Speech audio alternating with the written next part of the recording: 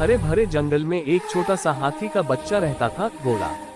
वह गोल मटोल, भोला भाला और हमेशा खाने में व्यस्त रहता था। उसकी सूंड छोटी थी पर जिज्ञासा बहुत बड़ी। दूसरी तरफ उसी जंगल के शेरों के इलाके में एक नटखट और शरारती शेर का बच्चा था, शेरा।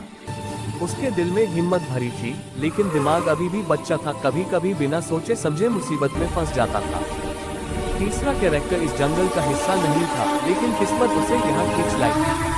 वह था आरव, पास के गांव का 10 साल का एक इंसानी लड़का, जिसे जानवरों से अनोखी दोस्ती करने की आदत थी। आरव हर रोज जंगल के किनारे खेलता, लेकिन कभी अंदर नहीं गया था। झड़ता वृक्ष, एक अनोखी मुलाकात। एक दिन जंगल से तेज भूकंप जैसा शोर आया। बोला, तुझे सुनाई दिया? शेरा ने अपने छोटे कान हिलाते हुए कहा। मुझे तो लगा मेरे पेट से आवाज आए है, गोला ने मासूमियत भरी आवाज में कहा। शेरा ने आंखें घुमाई, तेरा पेट इतना भी बड़ा नहीं है। दोनों आवाज की तरफ बढ़े तो देखा कि एक बच्चा पेड़ की जड़ में फंसा हुआ था। वह था आरव। अरे, ये तो कोई इंसान है, गोला ने डरकर पीछे हटते हुए कहा। इंसान खतरनाक होते हैं क्या? शेरा ने दहाड़ जैसी छोटी सी आवाज में पूछा। आरव ने हाथ जोड़कर कहा, रुकिए, मैं कुछ नहीं करूंगा, बस मुझे बाहर निकाल दो। गोला ने अपनी छोटी सूंड से जड़ उठाने की कोशिश की, पर ताकत कम थी।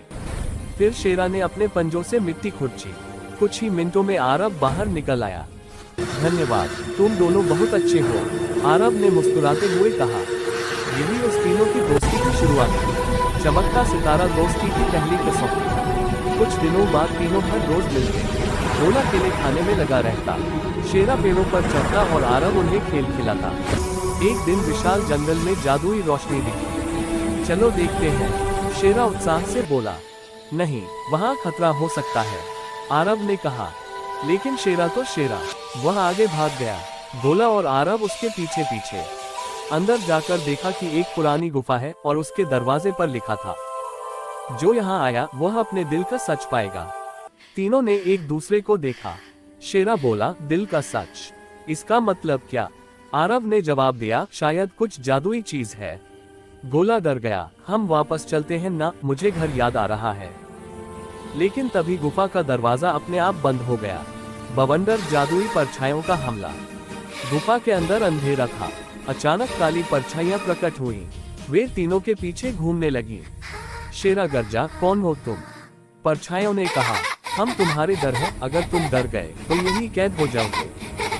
गोला रोने लगा, मुझे अंधेरा पसंद नहीं, मुझे खाना चाहिए। आरव ने उसका हाथ पकड़ा और कहा,